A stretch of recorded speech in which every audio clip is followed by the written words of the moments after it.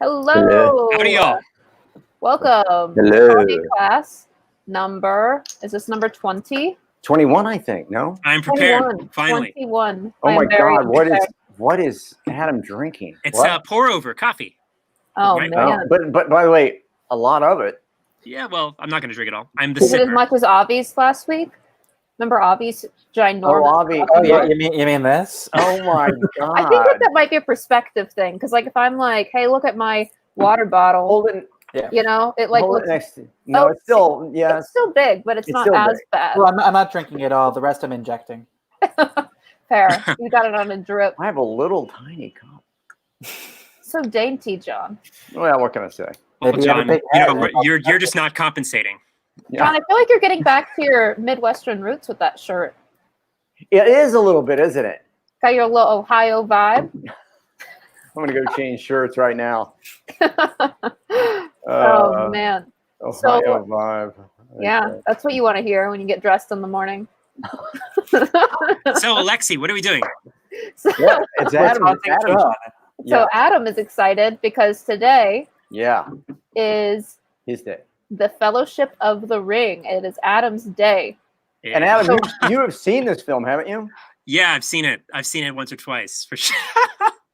But okay, yeah. To be fair, you know, I have to clarify that. You know, Why be fair? Are we going to start being fair now? yeah, well, fair. That is a totally legitimate point. But Okay. to be fair, I like the book more than the movie.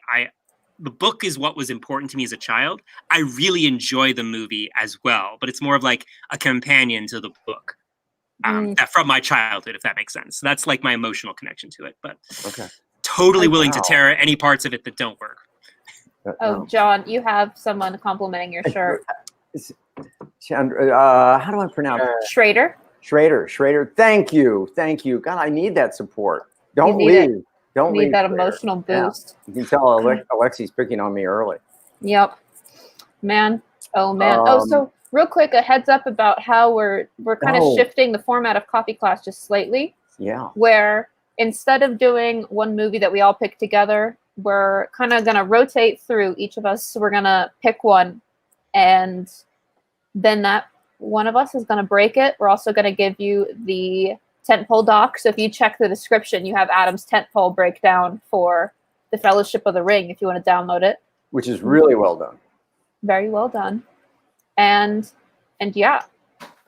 So, did we want to do we had a request to give some advice while we're waiting for people to trickle in. Some advice for what can you do if you get stuck, for those emotional roadblocks when you're writing. Right. So, yeah. And I'm assuming that this is, you know, when you're writing the first draft, maybe. And by the way, here's the good news: everybody gets stuck. If hopefully you've done a very thorough beat sheet, you've carded the movie, you know where the movie goes, you know why this scene is in the movie, this scene is, you know why it's all happening. That said, it's not unusual to get to a point in the script when you think, I don't love it anymore, or it's not working, or this scene doesn't work. If you've done the proper work, and again, if you know the story and you've done due diligence with the beat sheet, the outline, whatever you want to call that, keep moving forward. Keep writing the script. You're going to have good days and bad days. It's like anything. And you're going to have days when you think, oh my God, wait until Brad Pitt reads this script. He will sign. He'll say, don't pay me. I'm so in love with the script. I don't need to get paid. I just want to make this movie. And you're going to have days when you think, wow, I really suck. And I should have followed my dad's advice. I should have been a lawyer. That's going to happen. It's just going to happen. But again, the important thing is drive through, because you want to finish the script. There's a big cathartic piece of the puzzle when you finish the first draft, and for some of you, if this is the first script you've written, to get there, to get to the finish line, to finish that marathon, because it's a long distance race.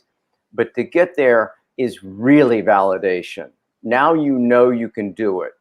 And at that point, you step back from the script. Maybe you take a few days off from the script before you go through and read it again. Some of those scenes that you thought were really bad aren't so bad. Some of the scenes you thought were great are still great, maybe. I don't know. But Generous. yeah, I don't know what happened. I had a kind moment. I got to get rid of that. It's that Midwestern shirt you got on. It's radiating. Stop with his damn shirt. Now I lost my Alexie. I lost my train of thought. Oh, so anyway, so yeah, there are going to be good days, bad days. That's part of the process. Finish the draft, keep moving forward, and then you get back. You step back from it, and you've completed. You've done something which is no small thing to finish a screenplay. And now you can step back and do a rewrite and see where you are and how it feels. One last thing. As you're writing your first script and you're understanding the tools of story better and better and better, and you're understanding how to approach story and develop a story, those tools, and kind of unbeknownst to you, but it does happen, you get better and better, and those tools become more and more and more refined. And trust me on this, the second script and the third script and the fourth script, they go more easily. There are fewer bumps in the road, and it's craft. So much of this is craft. And what we're doing right now is just exploring and hopefully helping you to refine your craft. So anyway, I hope that helps. I read something in a book that Really? had a suggestion for what to do when you're stuck while writing, and it resonated with me, which is go to dental school. Oh yeah, absolutely. It just turned into a dentistry book at that point on. So it was a book about novel writing. So it wasn't. It didn't assume that you were working with an outline, but it assumed that some of you were and some of you weren't. And his advice for overcoming the block was, if you don't have an outline, go back, outline what you've had so far, and then maybe that'll help you see the bigger picture and see where it should go. And if you do have an outline and you're working with an outline and you still feel stuck after a point, try as an experiment going off the path that you've set for yourself and go off map, write something that does not follow the plan that you set for yourself, that you do not know what's going to come next. And it might unstick you, it might invigorate you, and something new will come that you didn't realize before. Because sometimes if you have an outline and you get stuck, it's not that you don't know how to write what's next, it's that you've lost the enthusiasm. And sometimes what you need is just that insertion of novelty. So that was the advice that he gave. I completely agree with Avi. Just side note, the most exciting ideas that make me want to finish something are always the random associations I make while I'm doing something else. And I totally advocate for that approach of try something new, try going in a different direction. And then once you're trying that, you might have an answer to your other problem. Like, the key is to just work and don't get stuck. If you have a problem, work on something else. I found that very helpful. Yeah, great. I hope that's helpful to everybody. Yeah. And then my advice is to do the bad version and trust yourself later. Because I never trust myself in the moment, but I can trust my future self to figure it out. So. And Alexie, your bad version is never as bad as you think it is, right? That's true. I know that. In fact, I'll answer that question. Your bad version is always much better. I don't know. I'm at the point right now where people are giving me feedback on my bad version, so I might disagree with you there. Okay, but I'll call them. I'll speak to them. No, it's not that bad. John's but yeah, John's gonna kick their asses. Trust your future self. Okay. All right. All right. So Adam will explode if we don't let him take the reins. No. It's I'm almost sick. I'm almost sick of thinking about this movie because I've been referencing it so much recently. So it'll be good to get it off my plate. So my final hurrah. I'm going to shut up. Rule them all. I'm going to shut up about Lord of the Rings. I know it's time for you to go, but I just one quick. Are you in a bunker? I mean, where? Oh, I'm in the basement of my family house.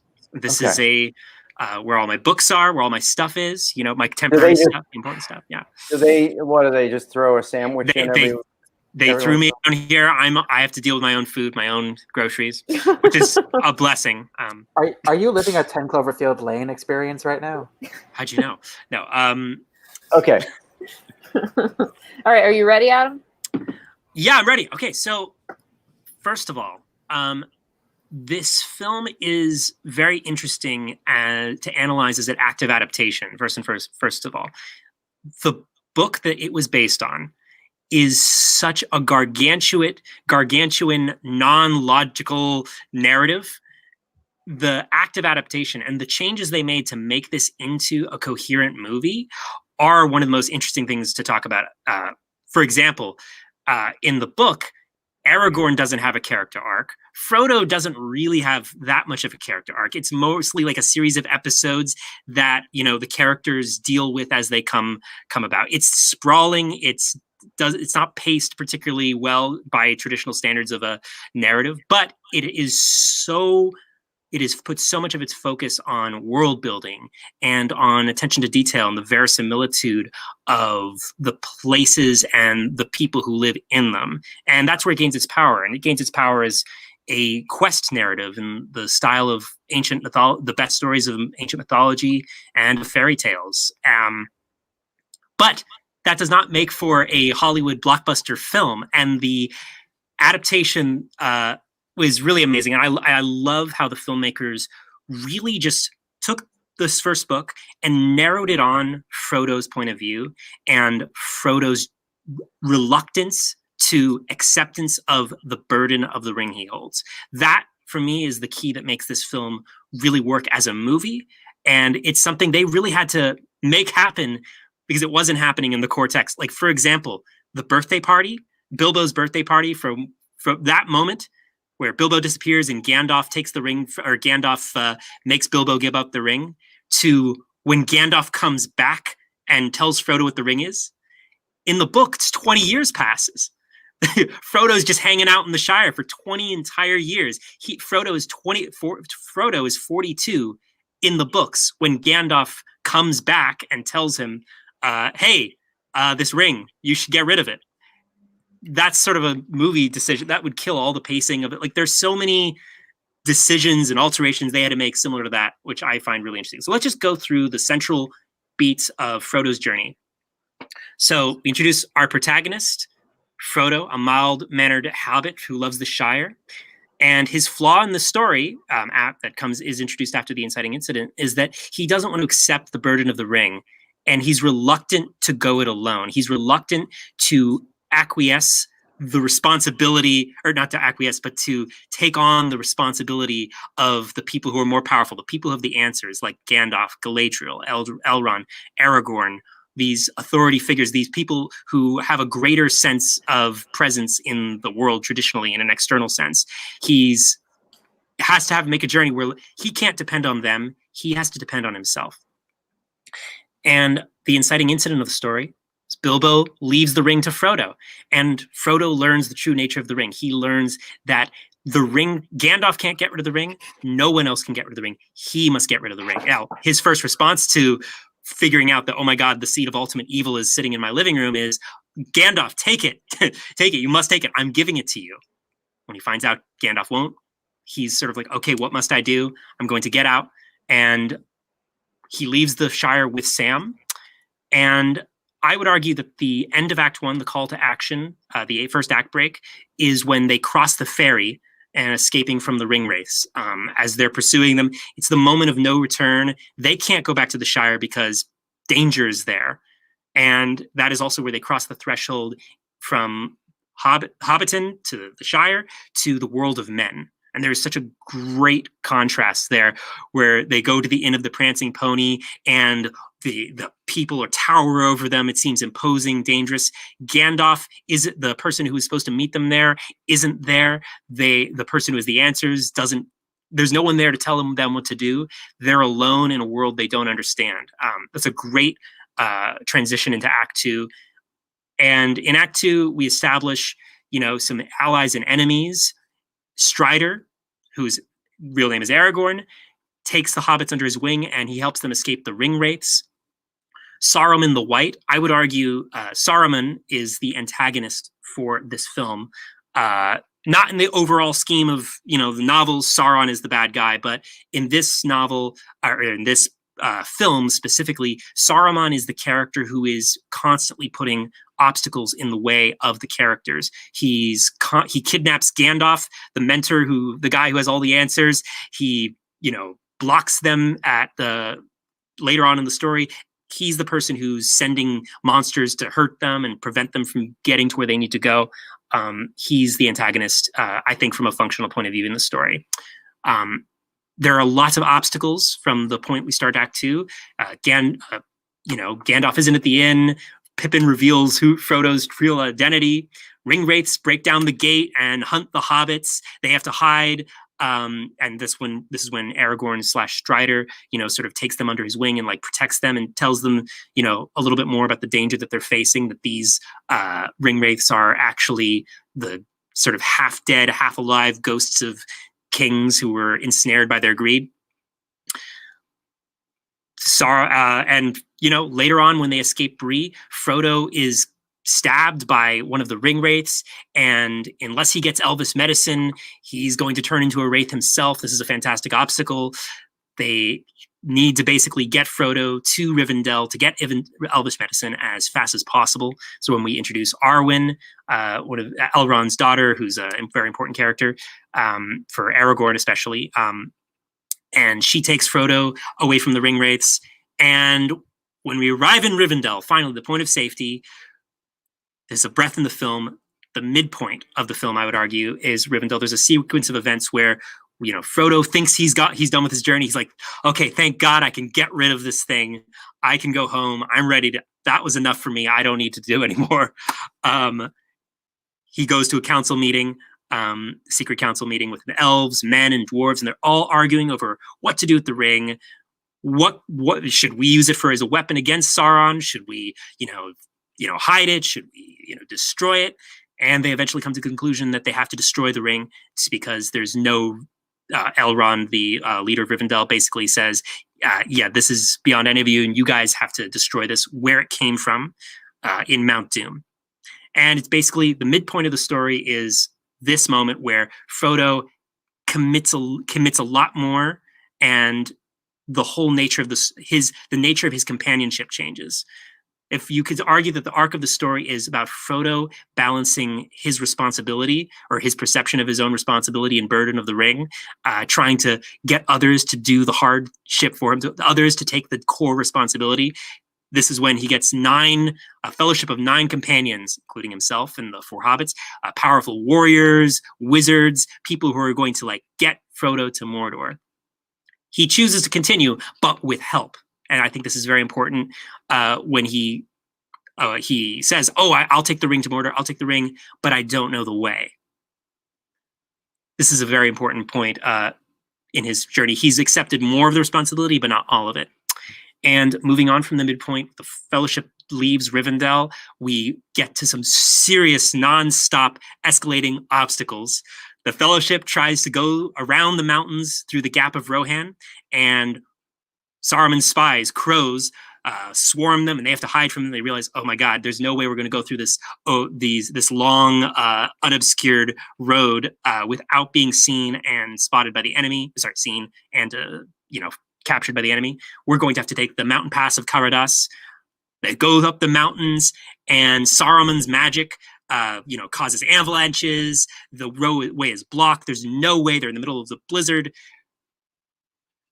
Gandalf basically tells to Frodo, what should we do? Should we continue, or should we go through the mines of Moria, the place that he really didn't want to go because, the dwarves dug too deep and there's a great evil there. But they decide to go through the mines of Moria because they can't go to the mountain pass. They get to a doorway. The doorway is blocked. They have to find a password. These are great obstacles. A sea monster attacks them, pulls down it was one of the Watchers of the World, breaks down their the entrance. They're trapped inside the mine.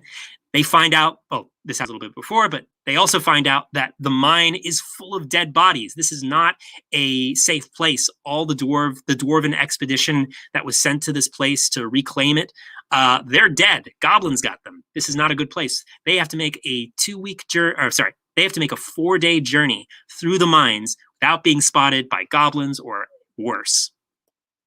And as they go through the mines, they get lost. And there's a really important moment in Frodo's journey where, as Gandalf's trying to think about which way should they go, left or right, they have a conversation about. Frodo says to Gandalf, "I wish that the ring had never come to me. I wish that none of this had ever happened." And Gandalf says to him, "So do all who live to see such times, but that's not for them to decide. All you have to decide is what to do with the time that is given to you." And that lesson, that moment, is really important. Again, in Frodo's journey, what he's going to do with this horrible situation, the burden of the ring, what's he going to do to accept this quest? And at the end, it's going to be he has to do it alone on his own terms. He can't have somebody take the responsibility for him. He has to go to Mordor on his own terms. But this is the first moment we sort of float that specific message from the mentor to Frodo. And as they traverse the mines, they get discovered by goblins. They have to fight their way out. It's a total train wreck. And as they're surrounded by goblins, it's very clearly like there's 1,000 of them. There's only 9 of them. They hear this firing, rumbling. The Balrog, the demon of the ancient world, the thing that the dwarves dug too deep and found this sort of Cthulhu-like crazy, unknowable evil that's beyond any of them, is out to get them. And Gandalf basically tells them, we have to get the hell out of here because we're not going to fight this. They run and they run and they run. There's an exciting sequence. They're on the final bridge out of Moria. They have to cross the giant monster Balrog is on their heels. Gandalf sacrifices himself to protect the Fellowship. He takes the Balrog, falls down into the chasm of Khazad-dûm, falls down at the bridge of Khazad-dûm. The bridge breaks. Gandalf falls in too. Fly, you fools. He's gone. Frodo and the Fellowship are alone. The one person who had all the answers, the one person who knew what to do in Frodo's life is gone. And you could say that this was the ultimate test, the second act break. We move into the all is lost moment of the story. The Fellowship is crushed. All those reasons, the person who's the answers is gone. The Fellowship is more fragmented than ever. The personal relationships are more fragmented. Boromir's relationship with Frodo is a little strange. The Hobbit's relationship is strained. And as they enter the woods the woods of Lothlorien, and they go to this is still the all is lost moment, going into sort of the all or nothing beat. They meet the elvish sorceress Galadriel, who tells them that the Fellowship is on the brink of destruction and that Frodo has to make a choice. And as they're visiting her, this is a really important moment. She has Frodo look into the future, and he sees the stakes of his journey. He sees the Shire burning. He sees all his friends in chains. He sees that if he should fail his journey, everything that he loves is going to be destroyed. This is a really important moment because right after he sees that, his response isn't, I'm going to take over, I'm going to do this. He offers the ring to Galadriel. He says, take it. And she has a moment where she says, I won't deny I really want the ring, but it would make me into something worse too, something similar to what Gandalf said. And she says to Frodo, if you don't find a way, no one will. He will try to take the ring from you. And she's referring to Boromir. And as the Fellowship makes their way out of Lothlorien, and as they are taking their boats to finally cross the shore at the edge of Gondor to reach the final path towards Mordor, when they're getting firewood, Boromir tries to steal the ring from Frodo. He tells him, you don't deserve it. They're going to take the ring from you, and you're going to beg for death before the end.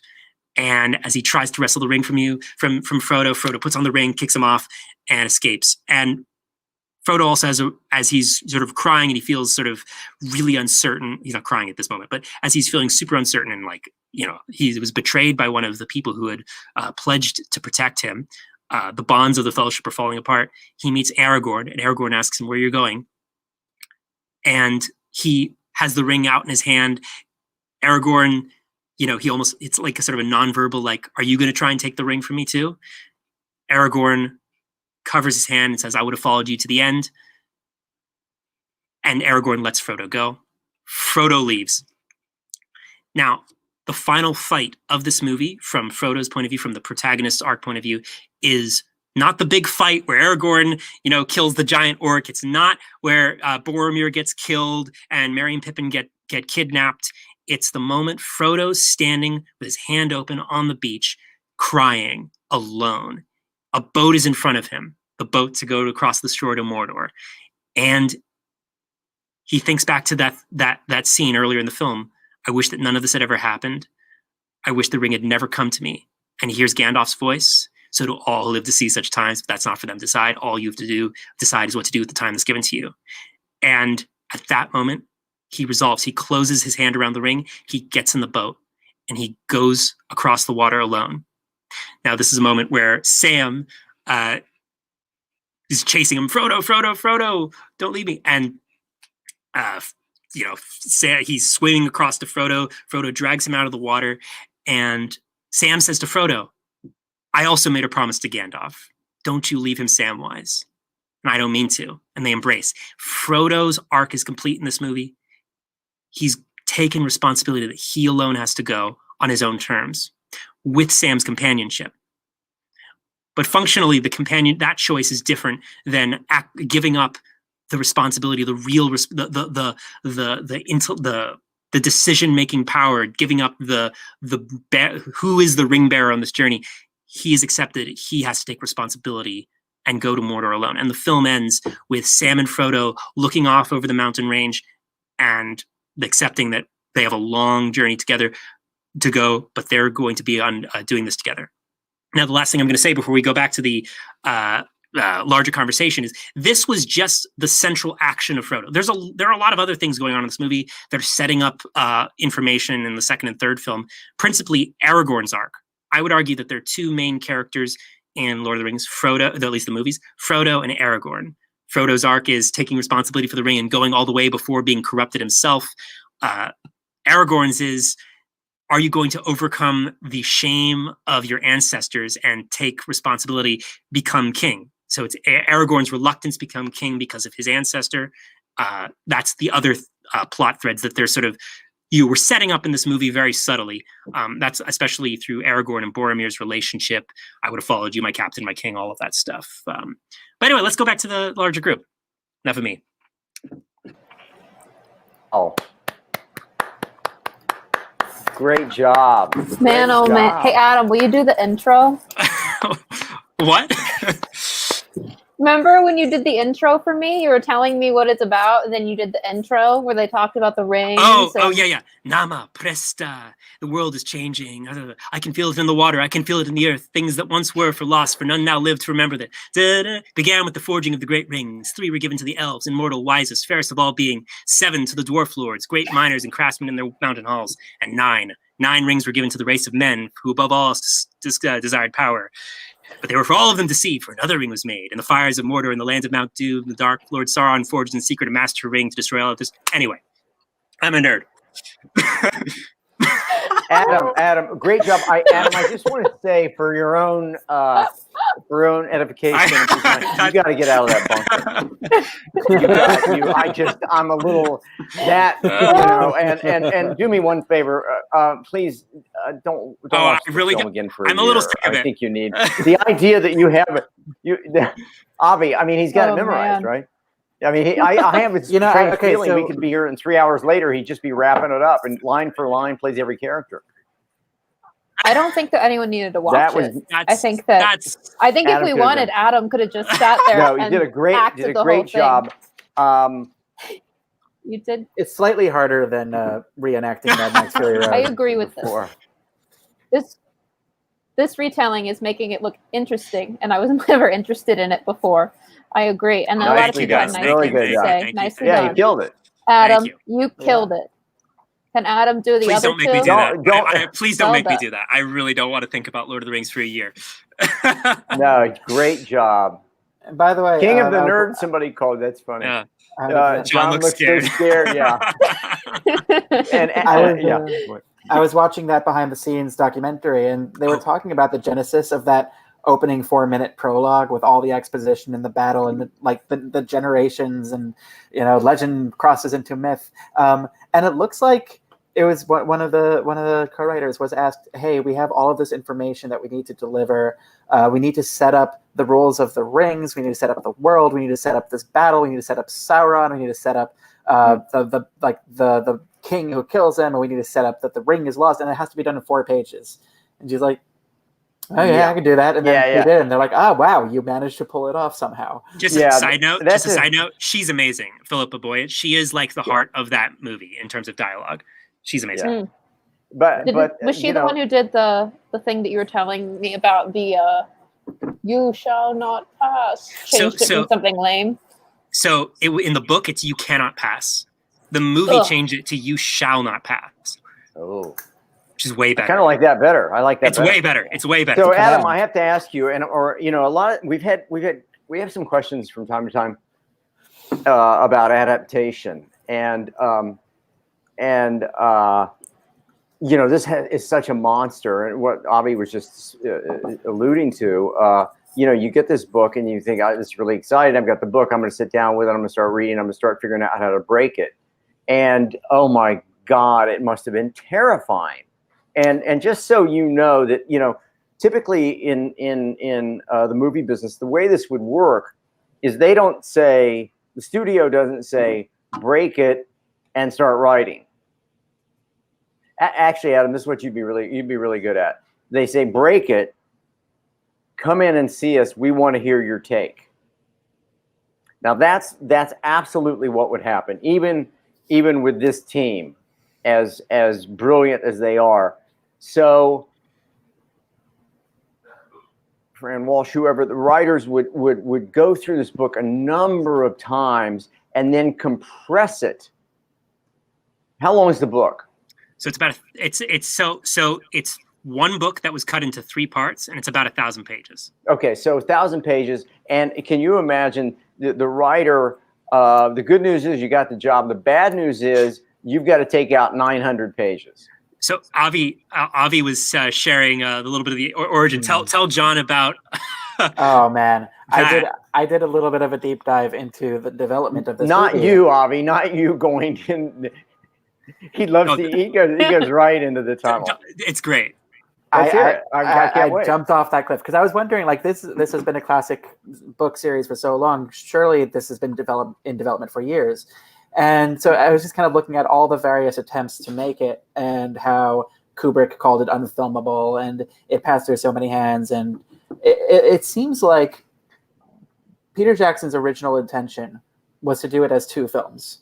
Or rather, he wanted to do The Hobbit, which is the prequel book, and then The Lord of the Rings as 2 films, which would have been The Fellowship of the Ring and The War of the Ring. And he had it at Miramax, and Miramax said, only do 2 films. You don't want to do The Hobbit. So he starts writing these 2 films, writes 2 films. And then Miramax, I think it was Weinstein, one of the Weinsteins, one of the dreadful dreads, says, we actually want to do it as 1 film. And they hire a writer to condense it into 1 film. And they actually managed to write a 1-film version of the trilogy. And Peter Jackson's like, I'm not happy with any of this. And so Miramax says, okay, fine, well, then feel free to take it elsewhere. But gave him crazy conditions. He only had 4 weeks to do it, and whatever company picked it up. And really, the Weinstein gave him difficult conditions. How surprising! And they would be owed 5% of the revenue on whatever. So he takes it to New Line and talks to knows somebody at New Line, and he says, well, we're having a bidding war right now. All the studios want to make this movie, so just if you want to make the 2-film Lord of the Rings trilogy and series, and Bob Shea looks at him and says, why on earth would you want to do this as 2 films? Do it as 3. We can charge them 3 times. And so then that's what they did. And they produced, so they have to go back to these 2 drafts that he and Fran Walsh and Philippa Boyens wrote together. They have to flesh it out to 3 films. And apparently they're doing rewrites throughout the entirety of production, which is a year of production. So it was an evolving being. Apparently, that's a great story. Apparently, a lot of the actors were so used to rewrites, multiple rewrites being slipped under the door the night before, every single night for shooting, that most of the time they didn't read them because they knew they were going to change. Oh my God. Like Yes. they had the writers on set every day reshaping dialogue and reshaping things. Like, Yeah. and they also shot all 3 movies at the same time. Yeah. Which had never been done before for a large scale If you project. took the total So story here's structure a of related question from Nina. So I'm reading it out loud in case people are listening to the audio version only. So Nina says, if you look at the total story structure of the trilogy, can you say Act 1 and a part of Act 2 were covered in the first film?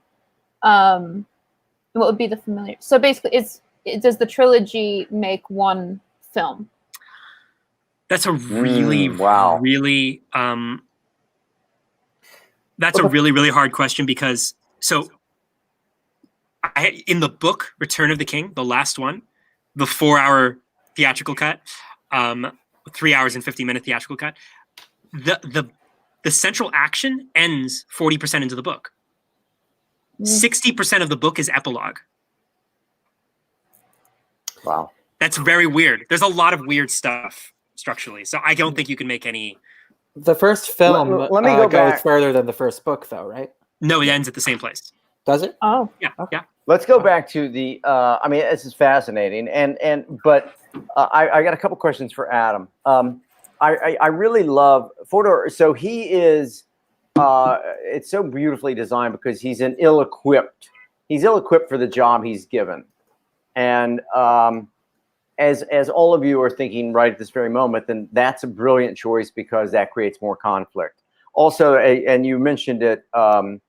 Rightly so, that when they cross the ferry, that is literally and physically them leaving their normal world.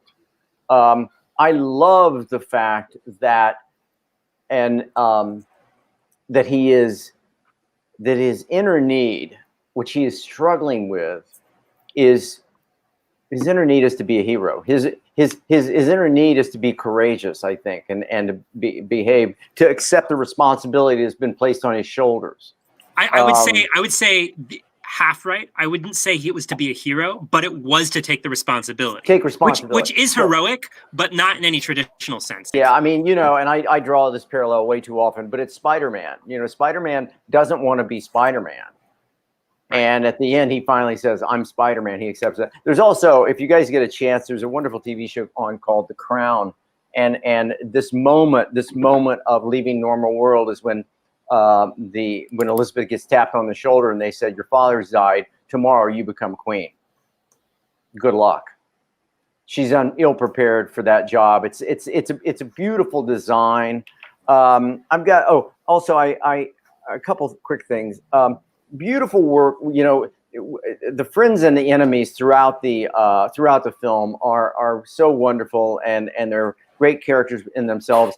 And Merry and Pippin, even though they're friends, they create obstacles. Pippin, big obstacle. Oh, Frodo Baggins, he's my second cousin. Oh my God, here we go. By the way, you never know when Adam's just going to go into the movie. Sometimes Adam is like, a lot of you don't know this, sometimes Adam will just be sitting at dinner and just go into Lord of the Rings in like 15, 20 minutes. It's kind of sad. God. Alexie, were you going to? Yeah, I was going to say, all those friends, all those enemies, they couldn't have one person of color, one woman up in there. Except for Arwen. But yeah, you're right. No Briefly. person of people of color, none. No. They're if they do the remake, okay. Yeah. Yeah, I mean, I feel like this would never get. Today? I feel like this is definitely just like a 2001 version. Well, right, but there's a version that would be done today where you could. I am actually That's of the what I opinion mean, yeah. that Lord of the Rings. Like, I actually think the biggest problem with the film adaptations, in terms of like casting, is that they got elves wrong. Like, they just made elves pretty people, where it's like they're supposed to be like basically magical beings in the books. Like, that's the intention. Like, they could have cast it more interesting. I think like people who are like, I don't know. I feel like there's a lot of. I think every gender could have been swapped. I think I don't think anything. Yeah, absolutely. You could have done a version today. It'd be a much different. The casting would be. It'd much be really different. cool. Let me ask you, Adam. So from that midpoint, and one of the things that I really appreciate, and it's something that we've been talking about quite a bit. We've been talking about the midpoint and how the obstacles and the degree of difficulty accelerate from midpoint or middle of Act 2 to the third act. And this is certainly, I mean, Peter Jackson does a great job with that. That it just becomes a brilliant conflict high, stakes high road movie for a big chunk of the film. Is that accurate? Could you repeat the question? Does he accelerate the degree of difficulty of the obstacles from midpoint? Yes, 100%. Like it's almost shocking the way he changes the pace. Yeah, it's everything gets really. It's kind of like they get more powerful allies, but they get really bad, things trying to kill them. Obstacles. Really more. Yeah, and we saw that with Fury Road. We saw that from the midpoint on. And again, the point I want to make is as you're designing these stories, when you get to the midpoint and something catastrophic has happened to your protagonist, and he or she is overwhelmed and thinks maybe I can't go on. When they decide to go on, everything just the conflict just goes through the roof because then it becomes a race. And the pacing with these films that we're talking about, the pacing quickens also. And it's really well done. Yeah. So everyone's talking about a TV series. Is this a real thing or is this a hypothetical? There's Amazon have officially broke the record for the largest budget television show of all time for $1 billion. $1 billion for a television show. Lord of the Rings prequel So series. Jeff Bezos' pocket change is what you're saying. Apparently, Jeff Bezos loves Lord of the Rings. That's the only explanation I could come up with. Because here's the thing, I think I'm not get Adam in the room with Bezos. We got to get Adam. Would that be like? I mean, either Bezos would go. This guy's out of his freaking mind, or he'd say, "I got my screenwriter." Although I actually, you don't know this series, John, but I think the Amazon adaptation of Wheel of Time is a lot more exciting and interesting than the Lord of the Rings show. Look at Avi. Look at Avi's got this look on his face like, oh shit, is he going down another rabbit hole? No, I'm not. I'm so excited. Wait, you are, Avi? For you to go down a rabbit hole. Oh, for me, yeah. I was about to say, there's no way you're a fan of Wheel of Time. What's the name of Wheel of Time? I know one thing about Wheel of Time. I know exactly one thing about Wheel of Time. Somebody who owned the rights, in order to continue owning the rights, made an Ashcan copy pilot that's 30 minutes, apparently garbage, and got aired on some FX affiliate at midnight in the middle of the week. Yeah, and it was the prequel. No, sorry, it was the prologue to the first book, and it's the weirdest thing. We had gone down the rabbit hole. The estate of the writer was we didn't approve of this. What is this? And it was just to hold on to the rights. Alexie, this is where you're supposed to bring the boys back. Yeah, I don't know where they are to bring them back from. The wonderful world of Ashcan copies. They're like they're gone. So John, just so you know, Wheel of Time is a 15-book fantasy series. 15. Each one's about 700 to 800 pages. I'm going to read them tonight. I can't wait. Yeah, read them tonight. And he died before finishing them, right? Yes, he did. And Brandon I would die before finishing them. but it was. No. Where's your dog today? I'm sorry. I'm a little worried. Here's the thing. She was in my room while Adam was talking. I actually picked her up and had her in my lap, ready to come on camera. But then Adam kept talking because Lord of the Rings is long, and then she left.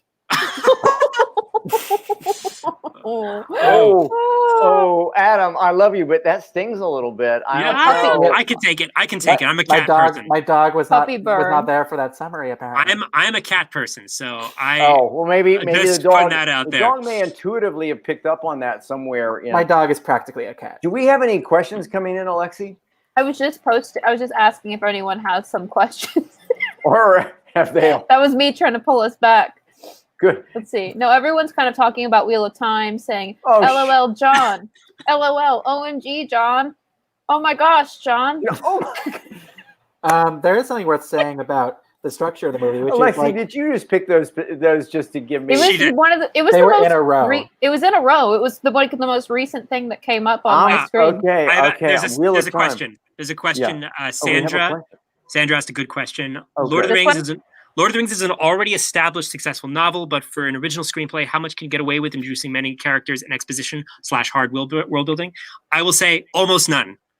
If you're starting out writing a screenplay, you want to write something that's perfectly designed for the strength of Can cinema. I see that question again? Yeah, Yeah. absolutely. Sorry. No, you go ahead, Adam. I didn't mean to interrupt you. I just want No to worries. But I think the answer is almost no exposition, like at least on the scale of Lord of the Rings. Like, this is something you could only get away with if it's like an established, novel.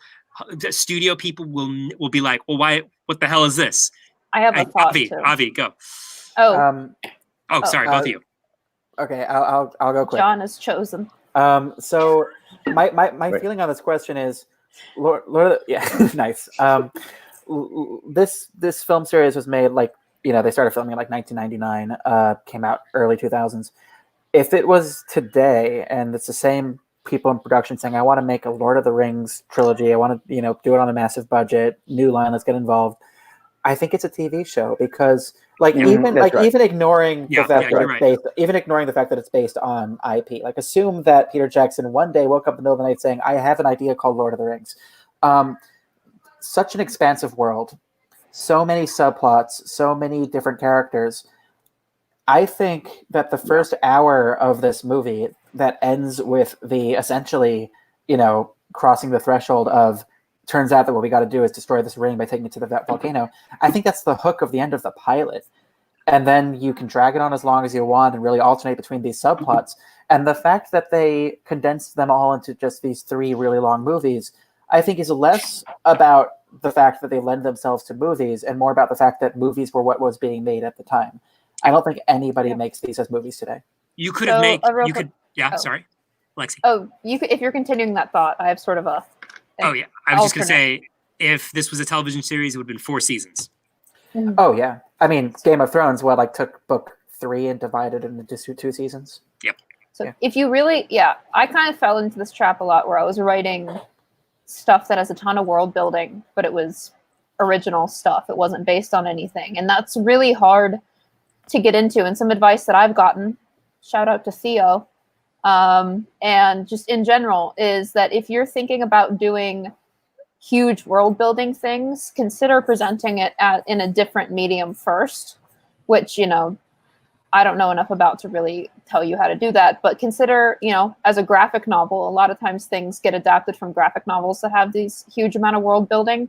So if you can do it in a different format first, then you could get away with more hard world building a lot of times if you're not a established writer. Just something to think about. With this film, the fact that the world building is so vast and so unwieldy that it felt to me like they kept coming up with surprises and new pieces of world business because they had established that anything goes. Was that and by the way, that's an anomaly. That doesn't happen very often. And it would be, if this weren't based on a very, very, very successful book, that's almost impossible to do. Because they say, you want to establish the world in Act 1 so that the audience knows what the rules are, so there aren't any surprises. Yeah. I mean, it kind of makes me think about movies like James Cameron's Avatar, which has an expansive world, but the reason it fits in a movie is because as expansive as that world is, there is one story, right? It is a character who has the very classic 3-act structure. And I think, if you look at Roger Ebert's review of this, movie, A Fellowship of the Ring, it seems he was a fan of the books, and he found that in the books he was really into Frodo's story and the Hobbits, and he was slightly disappointed that the movies relied so much on the supporting characters and getting into their arcs. And I think there's something to be said for that, in the sense of you're telling a very complex story in a complex world. And I think the way to get around that, typically if you're making a movie versus a TV show, is you have a complex world and a very simple story. But here it's a complex world full of subplots, and each subplot is populated with interesting characters that we're going to track from start to finish in their own, unique stories. That's why I think it fits for TV better, just because you can devote time to these things and you can have as many subplots as you want. in a movie, you have this complex story. If they were adapting Lord of the Rings as a movie today and decided that the books don't matter, I think they keep Frodo and Journey to Destroy the Ring, introduce the fact you got to destroy the ring in the mountain early on, and then you stick with him. And all of these side characters, these kings and elves and whatnot, are entirely relegated to the background. But also, Avi, when this film was made, TV wasn't what it is now. Right. So, this is a TV series. I mean, done today, this is a TV series. Yeah. It's kind of an anomaly in a sense, in that 100%. it is an HBO TV series that was made 20 years before that was a thing. Yeah. And it's in the format of films basically just out of necessity. By the way, one of the interesting things that struck me with the film, and I was Adam and I think we were talking about this the other day. I just recently rewatched The Following, which is Chris Nolan's first movie, and I remember years ago watching a film I think called Heavenly Beauties, which might be Peter Jackson's first film. The point is, when you see The Following, Chris Nolan's first film, or when you see Heavenly Creatures, Jackson's first film, you know that you're in the hands of a master storyteller and a master director. And it's really interesting where these careers went, that these filmmaker storytellers were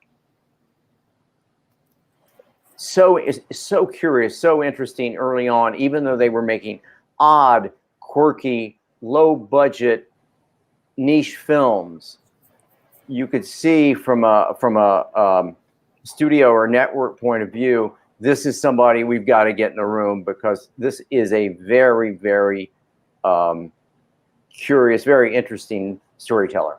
So we have a lot of really great questions happening right Let's now. hear them. Let's hear and them. about a million different directions to go in, so I don't even know how to do this. Let's go in, the first 500. Well, I have an answer for Kaylin's question. All right, let's pull that What's one her up. question? Wait. Oh. So do you guys feel like one character with an arc is movie material, while multiple characters with arcs means it's a TV series? So I think a mistake a lot of young writers make is TV series is just a long movie, and that's not the case. A movie, because of the time constraint, you assume you're sitting down for one story, right? You're sitting down to see a protagonist overcome obstacles, and there will be the supporting characters, and there might be a subplot or two, but it's really just focusing on this one main through line. And with a TV show, the way it was described to me by a TV writer once was, you're not there for the plot, you're there for the relationships, where it's not necessarily you are following individual subplots with their own protagonists. You're following pairs of characters, you're following groups of characters, and you're interested in the dynamics between them. And that lends itself to multiple subplots, multiple locations, intercutting, alternating between who's leading at any given moment. And that gives the story legs to continue as a serialized thing, because we are interested in the chemistry between these characters and between, how is this subplot doing over here? How is this doing over here? Well, this is happening in this world. This is happening in this world. Oh, they're intersecting. There's a lot more you can do with it because you have the space and the time to do it. That's right. Yeah, and also it doesn't with a feature film, it demands closure, right? And with a TV series, if Walter White doesn't keep pursuing money, by the way, the pilot of Breaking Bad could have been a one-off movie. First half. Yeah, and it was so brilliantly done. But you need, if you have complete closure for the protagonist, then for a TV series, then the series is over. But and I think sort of the converse of that. Yeah, and I think the converse, of just the other side of that, is a TV show that is essentially a very long movie where you're following one character struggling to achieve an obstacle, a goal and overcoming obstacles. I think it would become tedious after a point. Well, I'm not saying that this is not going with it, because I just need to think through it more, but I'm always reminded of Fleabag, because that really, she does have a ton of relationships, but it is her point of view consistently through. We don't know things that aren't from her point of view. It's true, but we're alternating between her relationships with characters and between different goals and different stories with that character, which is another way to do it. And I feel like if it was just she has one objective and is pursuing that objective consistently without detours and with the same set of characters for the entirety of the show, it might feel a little long. And I think that's sort of a trap that some of the like Marvel Netflix shows fell into. And Fleabag and Atlanta both, I mean, those brilliant series, both of them, but they do, they say, here's your protagonist, and there's a new objective, and therefore a new story every week. And Atlanta, by the way, every so often will switch who the protagonist is because they can after a certain point. Like in this episode, Paperboy became well enough. Yeah. So you think that? So just to think about it, you think that Fleabag is different because it's not necessarily just her arc. It's like her arcs as it relates to other people. I feel like we're looking at various arcs through one perspective, if that makes sense. And we're looking, and you know, there are multiple threads with her also, right? That eventually do tie up. But I feel like, I mean, the first season was based on a play, so you can imagine what the short form version of that is. But I'm trying to picture what the movie version of, say, Fleabag season 2 looks like. And you would have to chunk a whole lot of subplots, not just scenes, but subplots. You know. Yeah, I also think this is the season reason. I also think this is the reason she stopped. She ended the show at season 2. Like she's done. Yeah, she ran out of story. She's gone through it. Yeah, and 2 wasn't even supposed to happen. It was supposed to be. It was supposed to be done. Right. They I can offered imagine too much money. Lord of the Rings, like if it was a TV show, the multiple endings of Return of the King being its own hour-long finale for the show, and all of the sort of climactic stuff happens in the penultimate episode. You know, which is something that Game of Thrones did a lot. Yeah. I think this is an interesting question. Annie, what do you got? Annie says, "It makes me sad to hear that epic films like this are probably now a rarity. Do you guys think that movies like this will disappear altogether because we're moving more towards TV production?" Wow. It's a tricky question. I think good question. When you mean epic movies, if you mean large scale spectacle blockbusters, no, because they still make a lot of money, especially if they're able to translate into the Chinese market. Marvel films still make a lot of money. Star Wars films, but they're all big branded versions of that in terms of like brand new IPs, brand new. Like a film like The Matrix would have never been greenlit like in the last 10 years. Or at least, I mean, maybe not the case. I mean, you think it's a budget thing? No, I think so. A lot of it's a budget. Yeah, a lot of it's a budget not thing. Based I mean, on anything. if the audience, if you can create a world audience like Game of Thrones for a couple of years and generate that kind of revenue, would you rather do that or create 3 movies? So it's really, I'm sorry to be so crass, but it's really just a numbers game. Yeah, 100%. Yeah, it's a numbers game. And there's also a question of, is it based on IP or is it original? Because I'm thinking about the various sort of big budget attempts at epic franchises that haven't really gotten off the ground. And I'm thinking of movies like Jupiter Ascending, which was by the filmmakers of The Matrix, which was their original opus that was supposed to be their next big, massive thing. And it didn't do so well. And I'm thinking about projects that, even if they were based on IP, the filmmakers planned a trilogy or planned a series and even announced we will be doing a series. And then the first film flopped and the sequels didn't come out. Like Alita Battle Angel ends on a cliffhanger, and there was no guarantee that they would get a sequel. But it is this massive, very dense, almost old school epic movie that's very overstuffed with subplots and world.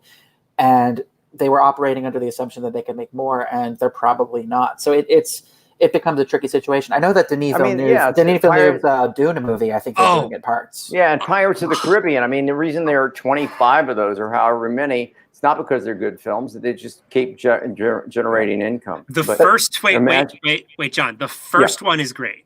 Yeah, absolutely. The first one is great. We have Pirates. I loved that one.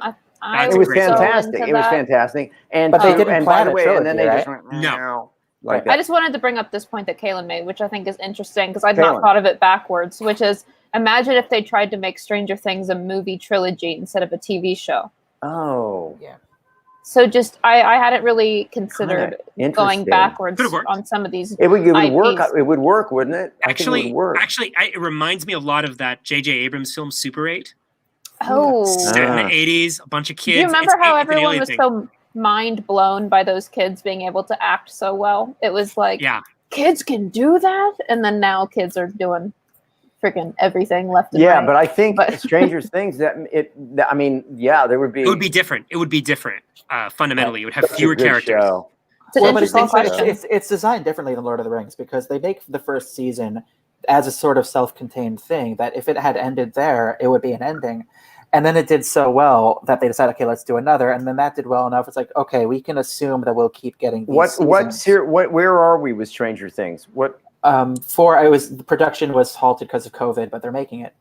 It's so good. So, like, I'm thinking about, like, if Super 8, Super 8 is a sort of self-contained thing. If it had been successful financially, I could totally imagine them doing a sequel to that and then assuming, okay, from this point on, we can do a trilogy. But a lot of those movies are movies that are, they assume they will not get a sequel. Like Pirates of the Caribbean, they did it as a one and done, and then it did well enough, they did more. But the movies that go in with the assumption of we're going to get sequels greenlit, right? Like Lord of the Rings, they filmed it all at once. But I'm thinking about these movies like Terminator, whatever the newest one was called. They had a writer's room that planned out like a 4-movie thing, and it's not going to happen. It's a risk, I think, to make a blockbuster that assumes that you're going to be a trilogy like Lord of the Rings. I don't think you could do one like Lord of the Rings now, where it kind of ends on this cliffhanger of the crossing the threshold was we have to destroy this ring, and the end of the movie is so we got to destroy this ring. But the difference between there's an interesting thing that happens when a studio goes into when they think they may have a show that's going to be sequels, and it's kind of like a dirty. Well, I don't know if it's a dirty secret, but what they do is sometimes they've got actors who are prior to this film somewhat unknown, and if the studio thinks there's potential for 5, 6, 7, 8 of these, contractually they hold the actors to salaries that are relatively low. And then when one of those actors pops or two of those actors pops and they become superstars, they've already got them locked in contracts where they can't make any more money. And it makes for a really unhappy actor who gets the set and says, I'm a superstar now, and I only got $50 more than I did for the first one. And, and my parts, anyway, I don't know why I go off, but it's kind of a Hollywood It kind of reminds me of when you're a writer and you're negotiating some contracts. And if you've not, if you're not in the guild yet, if you're early in your career, they might try to lock you in at a cap at how much money you can make on this. You get capped at X amount of money. And it's like, why would a production company do that to that's just going to piss off the writer. They shouldn't. Yeah. And what they're trying to do is, but they're trying to, so they're saying, I'm going to lock you at a lower fee. Yeah. So then when they go to the finance company that's going to finance the movie, they're going to say, hey, we got that writer for next to nothing. So we can spend more money elsewhere. It's terrible, but that's what happens. Do we have more questions? Could you imagine they spend $300 million to make the Lord of the Rings films in one go, and they release the first film and it flops. And then they're stuck with 2 more films that are sequels to this movie that's extremely expensive, knowing that nobody's going to see it because nobody saw the first one. Well, they talked about that. Bob Shea said they had a contingency plan, but basically the future of the studio was depending on the film doing well. It was an all or nothing sort of thing. Yeah, New Line was in a. Oh, it's actually worth bringing up. The sort of the floor for DVDs, like home video, has kind of fallen out. It used to be assumed that if something flops, it will make a baseline amount of money. It's no longer assumed, and that will hurt productions as well. Do we have another question? Let's see. I'm sure we do, but we can go. We should probably go ahead and announce what's coming up next week. We should we not? Yeah, let's announce that. So, the much anticipated Pitch Week is back. So next week is going to be Pitch Week. We have 4 writers coming from our beta feature program with some really cool feature scripts that they're going to pitch.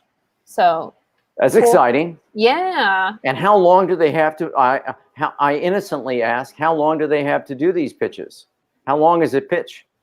The cutoff time is 10 minutes, but your target is 5 to 8. Good. So you got to know the story you're telling, I guess. you do. So we've asked these 4 writers to each submit their tentpole documents. So that's like the documents that you now can download in the descriptions, like what Adam made breaking down this film. They've submitted their tentpole documents for scripts that are being written now in our class, and they're going to pitch them from us, and we're going to give some community feedback, and just briefly to talk about like why that's going to be helpful to you, even if you're not the one pitching it. First off, if you're a professional writer, you're going to pitch at some point. Like if that's the career you want, you're going to pitch. And so it's good to start seeing what those are like and just being more exposed to them so that you're more comfortable with the idea and because it's fun. And then of course also there's a difference in breaking down a script for a movie that already exists and you know is good. Like we know Lord of the Rings is good. We know Winter's Bone is great. We know all these. She did it. I did it. I didn't see it coming. We know that Mad Max Fury Road is perfect. Yeah, there you go. And we all know the third man is sublime. We know that Casablanca. I like that. I like Casablanca is just Casablanca. We can't even talk about it. It's too good. Up. So you know that all these are great, but there's a difference. It's a completely different game when you're trying to give a writer a constructive feedback on something that's in progress, on something that's still being developed. It makes you flex your story analysis muscles a little bit differently and is a really good exercise. So that's why you all should come. And we'll talk about the business some more. So yeah, and it is, pitching as Alexie was saying, it's something you'll have to do in the business. I don't know if this is accurate or not, but a lot of people say that the 2 things that people hate most or fear most is public speaking and I don't know, death. I don't know what, but anyway, public speaking. But the point of I bastardized that. But anyway, my point is, that was great. That was great, John. The more you do it, the more you do it, the better you get at it, the more comfortable you are. And I will say that knowing the story, that's the sign of having a concise and well-constructed pitch. If you don't know where it's going, you'll feel it getting away from you. I do recommend practicing, recording yourself. I probably said this before, but a trick I used to have in Los Angeles, you're in the car so much, I had a tape recorder in the car. And I would pitch to myself whenever I was driving somewhere and then play the pitch back. And find the pieces that were not moving. Also, I was able to time it, and I do it over and over again for weeks. And then walk into the room because no matter how many times you've done it, it is a pressure moment. And Alexie, you've been doing some of this. There's that moment where they say, "Hey, Alexie, it's good to see you. I hear you've got a pitch. What is it?" And then you're on. Yeah, it's a weird little transition into the. Sometimes it's not. I always imagined it would be a much harder transition. Like, okay, everyone sit down and pay attention up front. And now they're going to, it's more just like blah, blah, blah, blah, blah. Okay. And now you're going to go. And you're like, oh, now? and yeah. And they mean now. Yeah. Yeah. It's crazy how the weather has been these past few weeks. Anyway, what's your movie? Yeah. Tell us your movie. Yeah, that's right. Yeah. Do you take milk in your coffee or are you going to pitch now? So, anyway, I'm looking forward to it. It's something, Alexie and Avi know in advanced screenwriting at NYU. This is something we do a lot of. Students pitch their movies and we break them down. And as Alexie was saying, hearing other people pitch and it really informs you about your stories and how you might pitch and what you maybe what you haven't taken care of story-wise or what you need to work on story-wise. So hearing pitches is I hope a really effective way in developing your own pieces. And I'll just say to those who are going to pitch, so you're going to be really nervous, most likely, going into it. You're not going to regret it. Even first off, I expect that they're going to be wonderful. And if we have notes, they're going to be really helpful. You're going to really appreciate having gotten them. And very likely we'll have some very kind things to say, and you'll probably feel kind of energized about your project and want to jump into it. We won't be mean. We won't be mean. We won't be too mean. No, we will be constructive. We'll only be a little mean. We'll only be a little mean. We will be kind. Is that growing, John? We're going to be as kind Oh my as God! John's You think that's shirt. a movie? Are you crazy? What? No, we won't do that. That's what he said to me. That's what he said to me. By the way, Avi and Alexie, they both pitched, and was I nice or what? You were good. I hated pitching. So by the way, if you're pitching, I'm going to do a little mini orientation meeting to try to, go over. Maybe Avi and Adam will be there. John, if you want to bop in, we'll just go over some quick tips about how to. That's where John goes places. He just bops in. I bop. Yeah, he bops around. But we'll give some tips on how to do it. But give a little shout out to some people who are here today who are going to pitch. We got Kaylin. Kaylin's going to pitch. That's why she says roast us. No, Kaylin. Paul is going to pitch for us later. Oh, we have some people too that are just a lot. Theo's going to pitch one of these days. We have some people going to pitch this time. We have some people going to pitch next time. But you'll get to read their log lines in the description of the video. I don't remember where I was going, but John's mood will be dependent on the color type of his shirt. Yeah, so you better wear a Midwest nice shirt again. Before we wrap up, I want to hear what Alexie hated about Lord of the Rings, and I want to hear what she really liked about it, because she hasn't said anything about it.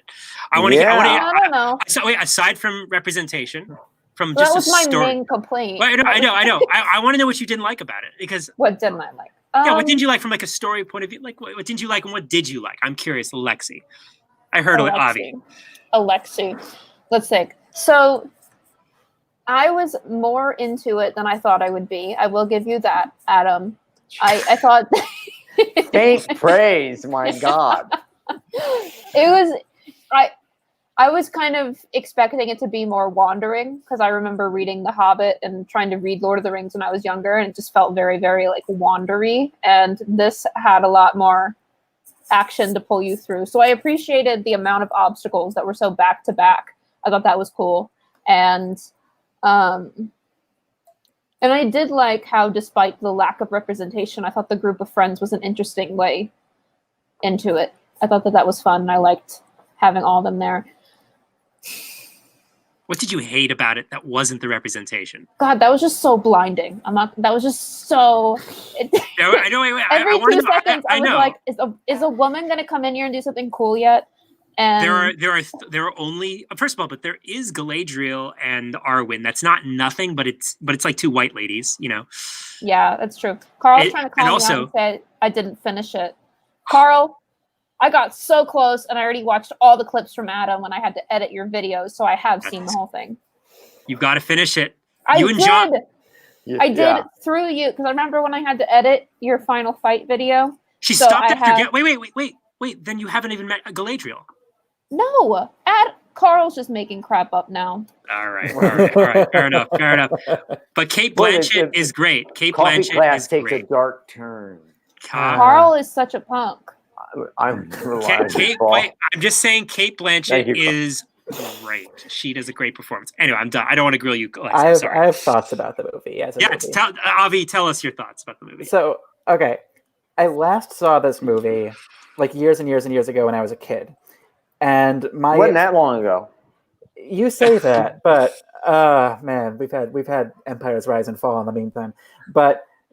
They're like legends pass into myth. Anyway, so I saw these movies way back when, and my impression of them at the time was that they were these really self-serious, dark, gritty, adult movies that sometimes I was into and sometimes I was not, and it kind of felt like they were above my age bracket. Watching it again now, I'm actually kind of struck by, and I say this as a compliment, just how ridiculous it is. It is such a silly movie, and it's the right kind of silliness. And I was talking about this in the Discord last night, where my feelings about this is there's a way to do silliness in a way that is absolutely what the story wants, and then there's a way to do it that works against the story. And the way that works for the story is when you have all these inherently ridiculous ideas, and instead of shying away from them or showing you're embarrassed by them or pretending that they're not there or, you know, lampshading them, just lean in and commit to the bit. And that's what this movie does. Like, there's a battle between two old men with beards in robes who it's all done in editing where they're just like and nothing's happening. They're just like pretending they're being slapped and they're falling down, they're spinning around, and it's treated with as much respect and dignity as a man getting impaled by a bunch of arrows. And I love that. That is something that I love. A thing that I kind of struggled with while accepting that this is the movie that it is I kind of got the feeling that a lot of character achievements were sort of external. Like, there's a beat where Frodo gets impaled by a cave troll, and everybody gathers around him. They're all very sad. Everybody's so supportive of little Frodo. He gets stabbed a lot, and they're all like, "Oh no!" But they all, they're lovely. They would carry him the whole way if they could. Yeah. But they gather around him, and they reveal that he's wearing that, you know, bulletproof armor. Yeah. And they're like, I see that there's more to this hobbit than meets the eye. You continue to surprise us. I'm like, well, it's what he chose to wear that day. Like, that's not like necessarily an expression of character growth or strength. It's a thing that he did that was lucky. And I felt like there were moments like that. Like, there's a great moment. I say great, but it kind of rubbed me the wrong way of like Gandalf is trapped. How will he get out of this? A bird saves him. He jumps on a bird and it flies away. It's like, oh well, that was lucky. Do you think it would have worked if Frodo would have had this shirt on underneath? I think it would have been a better movie. That would have revealed. By the way, I just want everybody to know, in 15 minutes, if you go on eBay, this shirt's going to be for sale. So, because Alexie is giving me such crap about it's the best shirt I've ever And I seen. also have to say that Avi's dog is back, Adam. I don't know what we can take from that. I don't.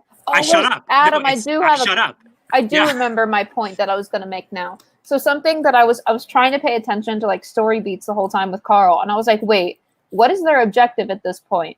Oh, and then, like, again, I was like, God. what is their objective at this point? And it kept kind of like shifting. Is everybody listening to Alexie? She's thinking about objective. So their objective for the first half of the movie, up until the midpoint, is to take the ring to Rivendell. And the second half of the movie, it's take the ring to Mordor. That's it. Yeah, they just it's consistent. But it was like, at first it was like meet Gandalf at Bree or whatever, and then it was like meet them here, and then it was but it's to take it to Rivendell still. Like, it is consistent. They're going to Rivendell until it's not. Yeah, absolutely. I mean, until they get to Rivendell, and then they're taking the ring to safety. They take the ring to destroy it. That's that it doesn't change. I'm pretty sure about except for when it does. Well, it reminds me. There's no way. Even at the prince, that they're still taking the ring to Rivendell. They just don't know the way. It kind of reminded me of the obstacles we don't know how. Impression of horror films, because it felt like to me that a lot of times their objective was like dodging those ring wraith peoples. No, but it's still to get to Rivendell. Still try Rivendell. It's still. I'm sorry, Alexie, but like it's all of those things are obstacles in their way of getting to Rivendell. Okay, see, when Adam asks you what you don't like. No, I'm just explaining that is. There are other things to dislike. Before we go, Alexie, I have questions. What up, Avi? And actually, it's more of a statement. Sorry. Wait. So it's not a question. It's more. Is it an objective? It's an objective. It's an objective. Well, so like first off, it kind of reminds me of the goal in the first Star Wars movie, where it's like let's get these droids to the planet, and then halfway through, the planet's gone. We gotta go somewhere else now. So they get it to Rivendell, and it turns out that actually they have to go further. So I kind of like that didn't really bother me, but it occurs to me there were two things structurally that kind of bothered me. One is I found the plot was a little episodic after a point where I kind of felt like, and then this happens, and then this happens, and then this happens, and it didn't necessarily feel as fluid and domino as I would have liked, where things were causing things. It really kind of seemed like next episode. But what kind of rubbed me the wrong way, and I get, it'll come into focus when you watch it as a trilogy, but just as a film, Frodo kind of... Is there a question in here? I can't... Is Frodo our protagonist by the end of this story? Because we come back to him. There's a question. Because we do come back to him. No, We, so we do come back to him, but The yeah. boys have We gone. get so- Alexie, we get the so boys have pulled gone off. down the. Wait, wait, I want to say it. I'm just chilling. I want to say this. We get pulled in, in the climax, Frodo goes off. And then we are with Aragorn and his plot with Boromir as they're fighting the orcs. And that's the big climax. And then once all that's resolved and Aragorn has this whole, I'm so sorry you had to die, Boromir. Boromir's like, it's okay, you're my king. Like there's all that moment. Then we get back to Frodo. And meanwhile, he's at the river trying to make his decisions. Right, You but can't bring the boys out of the well that they keep falling into. You can't help me here. wait, so Is this not can't. relevant, I John? can't. I'm talking about protagonist. wait, but it's from when there are two narratives. Oh They're my setting God. up. Wait, no, they're setting up the Structure, Aragorn. John, structure. Wait, they're setting up Aragorn's plot line. It's like an expositional moment. I think the final fight with Aragorn is he's not the protagonist of the movie. Frodo's the protagonist because the whole thing is about him deciding to go it alone and not rely on others to fulfill his business. He takes the decisive action of getting on the boat and going alone. So this Like, is that's his the final first fight. act. Is this Okay. Frodo's first act? The whole thing? Well, he has different arcs. He has a different arc in every movie. It sort of felt to Wait, me where, that Alexia, do we even have a though Frodo has his arc, I did feel like we shifted perspective so heavily to Aragorn for so much of the second half of the film that Not that much though, because so much of it is I about. think that this might be the after coffee class continued Yeah, discussion. I think so too. So do we have is any this more not questions relevant, before John? I mean, I does anybody know the expression "beating a dead horse"? Discussing the autopsy of the dead horse. First of all, I feel like people are interested in disagreements and not disagreements, but like discussion. This is the whole point of coffee class. But I have to bring up one thing. This is the most awarded trilogy of all time. Well, that's I have to say the appeal to statistic. authority there. Wait, I am appealing to authority. I'm just saying it's noteworthy and interesting. It received over 800 nominations across all the major ceremonies and won 475 awards from all major. And it has the it has the record for the movie series with the most Oscar wins and nominations, with 37 Oscar nominations and 17 Oscar wins. Very interesting. Appeal to authority. Geez, it's a good Can movie. you imagine Peter Jackson's mantle? Can you imagine his mantle? Oh my God. I mean, my God. Fuck Peter Jackson. So It's a good movie. It just struck pitches me as next odd week. I'm looking structurally. forward to pitches. Oh, I agree. Pitches are going to be great. It'll be great. So We have 7 minutes, so then question. and then what's our rotation? Then we go. Does Avi have the next movie? is it Avi? I think We're it's actually- Alexie. we're actually- Me? We're actually It's going to have to talk Alexie. about this because the No. high holidays are coming and I might have some conflicts. Okay. Okay. If not, I've got a movie, and then we'll do the rotation thing. Yeah, we've all picked some good movies. So Yep. you have some fun stuff in store. We And Avi's do. going to try to shock you with his pick. Oh, I've God. got Avi's really something- going for it. I've got something intense for you guys, Okay. but Quite intense. really instructive for screenwriting. And I've got a kind of a comedy. That is it? Dark comedy. What? Yeah, it is. Yeah, Dark that's comedy. fair. I've I've seen got it it. before. I've got a Jim Shocker. Carrey movie. You got a Jim Carrey movie? Yeah. Oh, Spotlight. Yeah. But Winter's Bone yeah. too. So Yeah. Winter's Bone 3, actually. yeah. Oh, no. The Before the Bone, it's the prequel, Spring's Bone. There we go. Chicken Bone. Winter's Bone 3, Return of the Bone. Oh no, Ami is gonna pick Stuart Little. Ami. Oh, that was kind of. I like. What do you think, Avi? A response to that? I haven't seen that since I was a kid. You know Man. Hugh Laurie is the dad? I just realized that. You know Really? that M. Night Shyamalan did an uncredited pass on the script? Really? Yeah. Why do we know this? What's with this Stuart Little trivia? He brought it up unprompted in interviews. He's like, in an interview, he's like, oh, and by the way, I did a pass on Stuart Little. It's like, oh, good to know. No one knew that. No. John, John, you get the final word. We have another Oh, 6 no, minutes. God. We have Yeah. another 6 minutes. What do you want to talk about? Oh, the last 6 minutes. Well, I want to know. Do we have any more interesting comments or questions from our Let's group? do another question or two. Yeah. About We anything. always do. Let's see. Trying to find. Abdullah wanted us to look at this one. So the film touches on envy, jealousy, greed, friendship, enemies. But can you please discuss the themes of this film? What's something that the writers decided before, got during, from the novels? I mean, it's in the books, right? It's all the books. Boromir's betrayal, the corruption of the ring, the friendships being tested and then friendships being broken. You know, that's all in the books. And I think the writers, when they were on the pulse, they were emphasizing those moments.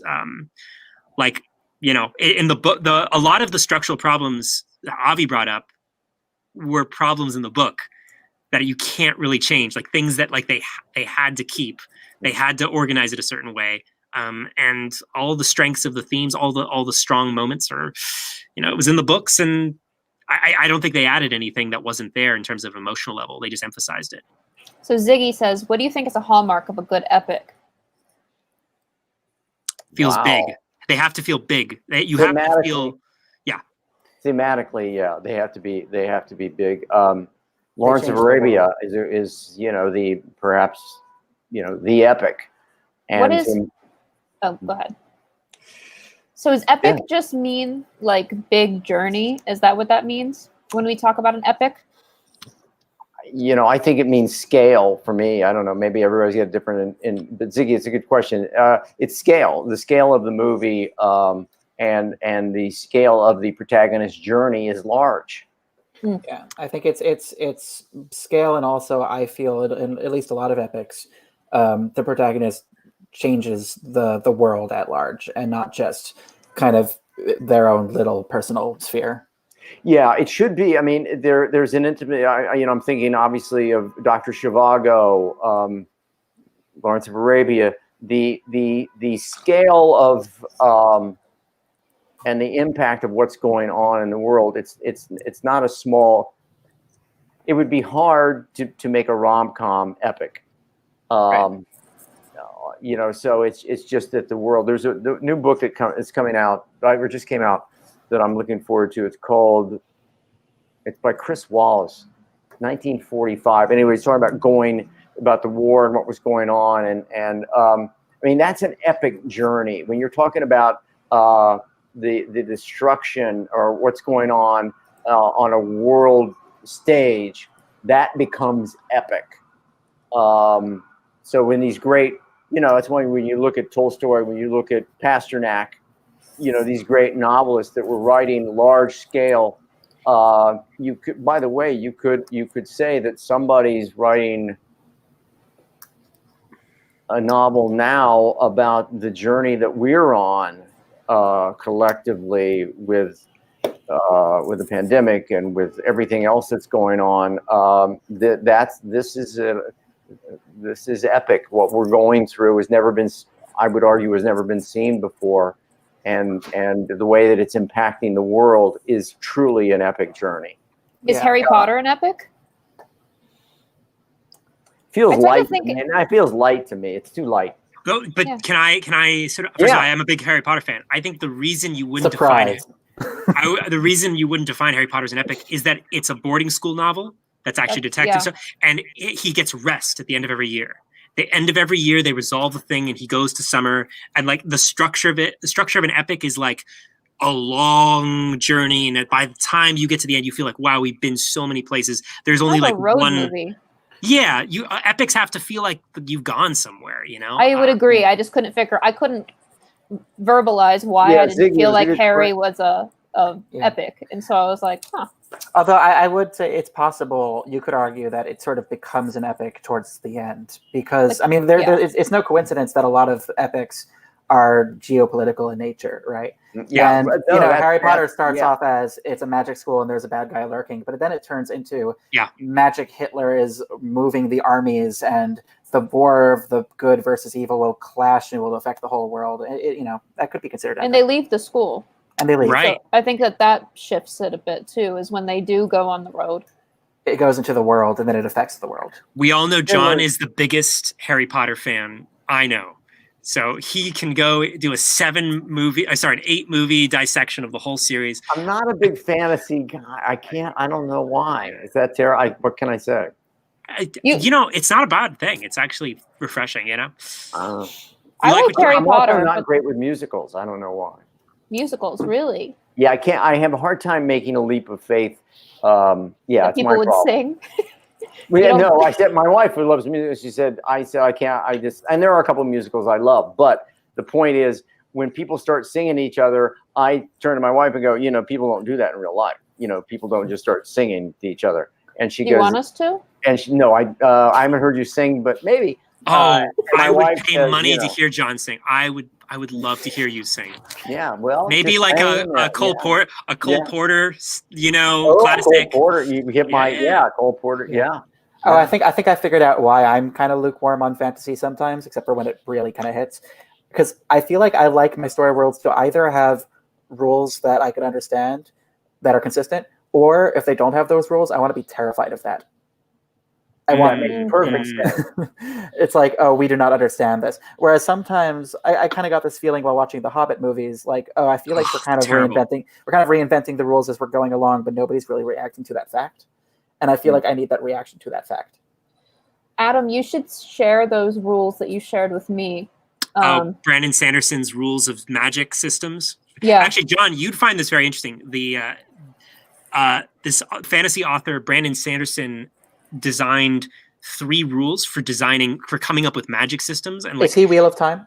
Yeah, he finished Wheel of Time, but he also does like a lot of standalone series. He's very successful. But the whole idea is like, how do you make magic part of narrative in a engaging way? How do you make it tied to character and the reader's point of entry and perception? Really, really interesting. I should send that to you, John. And there's a book, or what is that? So it's three little blog posts he wrote. I'd love to see it. That They're sounds very fascinating. interesting. It's very That's interesting. I think you Hey, find it very interesting. Everybody, join the Discord. You'll see the links in the description. Yeah. If you join our little Discord, everybody's hanging out there. We'll share all this stuff. We'll share Adam's blog posts good and all these idea. cool resources, and we answer every question. Any question that comes up, we're happy to. So join it and come hang out with us. And Adam, great job, by the way. Great job. Yeah. Great job. Yeah. All right, guys. I'm excited for Pitch Week, and I'm excited for the classic John wants to do, which I won't reveal yet. Okay. yeah, it's going to be fun. Okay. All right. Thanks, Bye, everybody. everybody.